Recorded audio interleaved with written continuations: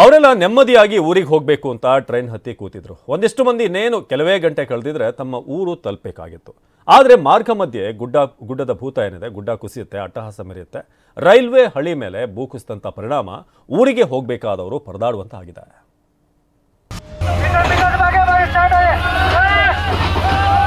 ನಿನ್ನೆ ರಾತ್ರಿ ಸಕಲೇಶಪುರ ಸಮೀಪ ಮತ್ತೆ ರೈಲ್ವೆ ಹಳಿ ಮೇಲೆ ದೊಡ್ಡ ಪ್ರಮಾಣದ ಮಣ್ಣು ಕುಸಿದೀಗ ರೈಲು ಸಂಚಾರ ಸ್ಥಗಿತ ಆಗಿದೆ.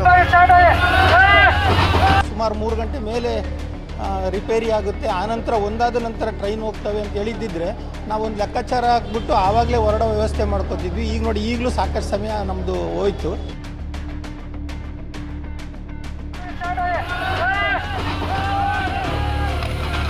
ಯಮನಂತಹ ಗುಡ್ಡ ರೈಲ್ವೆ ಹಳಿಗೆ ಅಡ್ಡಲಾಗಿ ಮಲಗಿದೆ.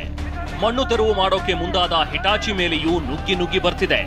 ರೈಲು ಮಾರ್ಗವೇ ಬಂದ್, ಪ್ರಯಾಣಿಕರ ಪರದಾಟ. ಹಾಸನದಲ್ಲಿ ನಡೆದ ಈ ಒಂದು ಘಟನೆಯಿಂದಾಗಿ ಇವತ್ತು ಅದೆಷ್ಟೋ ಜನ ಸಂಕಷ್ಟದಲ್ಲಿ ಸಿಲುಕಿದ್ದಾರೆ.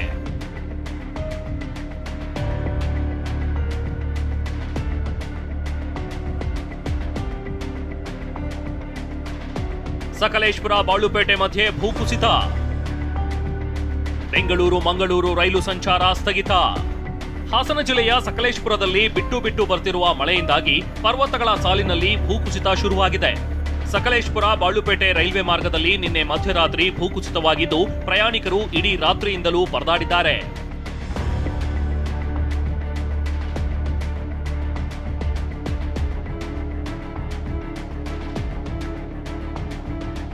ಭೂಕುಸಿತದಿಂದಾಗಿ ರೈಲು ಸಂಚಾರದಲ್ಲಿ ವ್ಯತ್ಯಯ. ಬೆಂಗಳೂರು ಮಂಗಳೂರು ನಡುವಿನ ರೈಲು ಸಂಚಾರ, ಬೆಂಗಳೂರು ಕಣ್ಣೂರು, ಬೆಂಗಳೂರು ಮುರುಡೇಶ್ವರ, ಆಲೂರು ಹಾಸನ, ಸಕಲೇಶಪುರ, ಎಡಕುಮಾರಿ, ಶಿರವಾಗಿಲು, ಆಲೂರು ಸೇರಿ ರೈಲು ಸಂಚಾರದಲ್ಲಿ ವ್ಯತ್ಯಯ.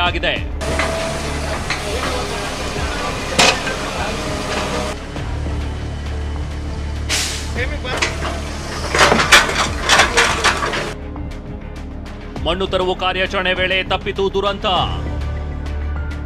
ಹಿಟಾಚಿ ಮೇಲೆಯೇ ಕುಸಿದು ಬಿದ್ದ ಮಣ್ಣು, ಚಾಲಕ ಪಾರು. ಭೂಕುಸಿತದ ವಿಷಯ ತಿಳಿಯುತ್ತಿದ್ದಂತೆ ಸ್ಥಳಕ್ಕೆ ರೈಲ್ವೆ ಅಧಿಕಾರಿಗಳು ಭೇಟಿ ನೀಡಿದ್ರು. ಹಿಟಾಚಿ ಸೇರಿದಂತೆ ಇತರೆ ಯಂತ್ರಗಳಿಂದ ಮಣ್ಣು ತೆರವಿಗೆ ಮುಂದಾದ್ರು. ಇದೇ ವೇಳೆ ದುರಂತವೊಂದು ತಪ್ಪಿದೆ. ಮಣ್ಣು ತೆರವು ಮಾಡುವಾಗ ಹಿಟಾಚಿ ಮೇಲೆ ಗುಡ್ಡ ಕುಸಿತವಾಗಿದೆ. ಕೂಡಲೇ ಅಲ್ಲಿದ್ದವರು ಕೂಗಿಕೊಂಡಿದ್ದಾರೆ. ಅದೃಷ್ಟವಶಾತ್ ಕಡಿಮೆ ಪ್ರಮಾಣದ ಮಣ್ಣು ಬಿದ್ದಿದ್ರಿಂದ ಯಾವುದೇ ದುರಂತ ಸಂಭವಿಸಿಲ್ಲ.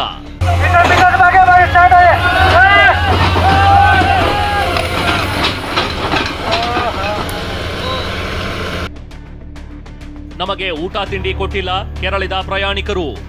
ರೈಲ್ವೆ ಅಧಿಕಾರಿಗಳ ವಿರುದ್ಧ ಕಿಡಿಕಾರಿದ ಪ್ರಯಾಣಿಕರು ರಾತ್ರಿಯಿಂದಲೂ ನಮಗೆ ಊಟ ನೀರು ಏನೂ ವ್ಯವಸ್ಥೆ ಮಾಡಿಲ್ಲ ಅಂತ ಆಕ್ರೋಶ ವ್ಯಕ್ತಪಡಿಸಿದ್ರು.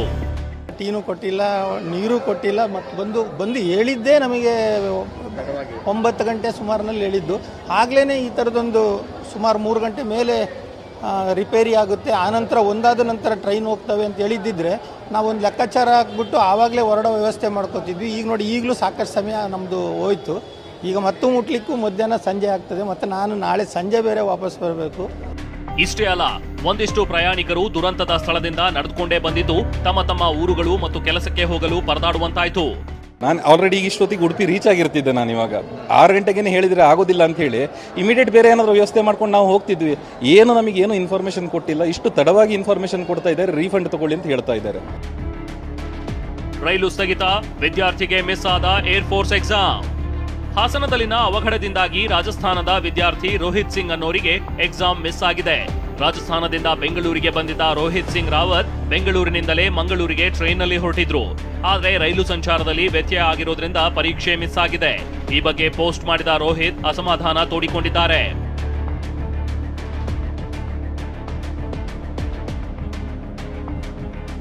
ಮುಳ್ಳಯ್ಯನಗಿರಿಯಲ್ಲಿ ಸಾಲು ಗುಡ್ಡ ಕುಸಿತ, ಸರ್ವೆ ಶುರು.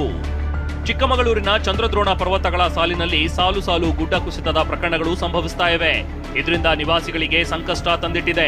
ಹೀಗಾಗಿ ಜಿಯೋಲಾಜಿಕಲ್ ಸರ್ವೆ ಆಫ್ ಇಂಡಿಯಾ ಸಮೀಕ್ಷೆಗೆ ಮುಂದಾಗಿದೆ. ಜಿಲ್ಲೆಯಾದ್ಯಂತ ಒಟ್ಟು 88 ಅಪಾಯಕಾರಿ ಸ್ಥಳಗಳನ್ನ ಪಟ್ಟಿ ಮಾಡಿದ್ದು ಚಿಕ್ಕಮಗಳೂರು, ಕೊಪ್ಪ, ಶೃಂಗೇರಿ, ಕಳಸ, ಮೂಡಿಗೆರೆ ಸೇರಿದಂತೆ ಹಲವು ಸ್ಥಳಗಳಲ್ಲಿ ಪರಿಶೀಲನೆ ಮಾಡಲಾಗಿದೆ.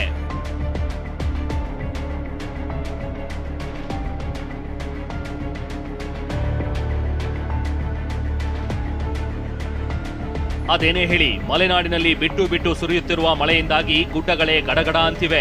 ಭೂಕುಸಿತದಿಂದಾಗಿ ಸಾಕಷ್ಟು ಅವಾಂತರಗಳೇ ಆಗ್ತಿವೆ. ಜನಸಾಮಾನ್ಯರಿಗೆ ತೊಂದರೆ ಉಂಟಾಗ್ತಿದೆ.